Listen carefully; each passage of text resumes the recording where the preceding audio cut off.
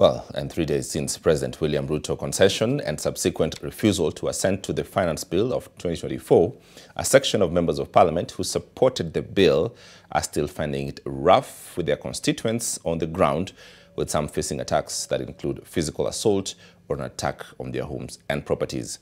In Makueni County, scuffles involving area MP Mwangi Mutuse dishonored the funeral of Magdalene Kalembe, wife to former MP, the late Kalembe Ndile. This, as those facing attacks blame it on local political differences, as Deputy President Rigathi Gachagua calls for patience from the besieged lawmakers. At the funeral of Magdalene Kalembe, wife to former Member of Parliament and TIP party leader, the late Kalembe Ndile, chaos erupted, briefly interrupting the service as politicians and their supporters lost sense, physically engaging each other.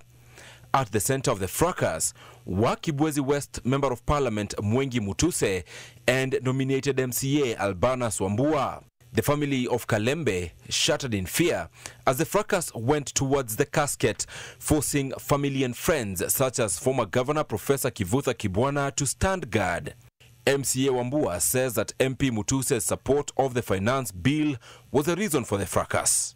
Nilikuwa namuomba kwa heshima yake kwa sababu pale tulikuwa na padri wa kanisa Katoliki ya parish ya Kaunguni, asimame mbele ya mapadri awaombe msamaha na apinduke pande nyingine ambao kulikuwa na halaiki ya wananchi. The Member of Parliament, however, denied the claims, blaming it on local politics and differences on protocol.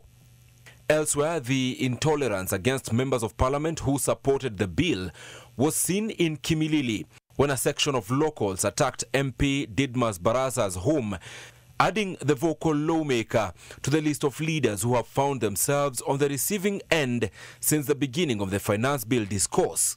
Others who had their homes, offices and properties attacked within the past 1 week include Leader of Majority Kimani Ichung'wah, Majority Whip Silvanus Osoro, Dagoretti South's John Kiarie, Molo Member of Parliament Kuria Kimani, who was the poster boy of the bill, Kuria East's Marwa Kitayama, Rahim Dawood of Imenti North, Fabian Muli of Kangundo, and Embu Governor and UDA Chairperson Cecily Mbarire. Deputy President Rigathi Gachagua imploring on Kenyans to spare the MPs. Many of you are disappointed with the way they voted here and there. Lakini sasa si mtakuwa na nafasi wakati ya uchaguzi. Saa hii tuwapatie nafasi wafanye kazi.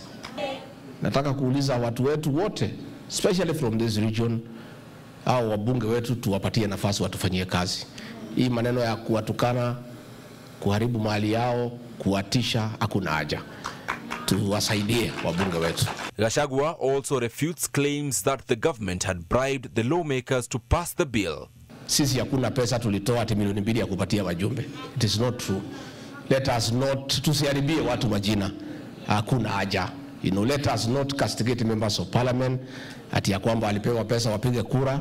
With the conversation on the finance bill having been concluded with President Ruto's concession and with the subsequent refusal to sign it, it is unusual that these attacks are still being carried out, with some leaders blaming local politics and settling scores, as did Embu Governor Cecily Mbarire over the torching of her office in Embu. Kama unaweza choma ofisi ya county, ufikirie unadhuru governor, wewe sio kiongozi worth sitting in any political office.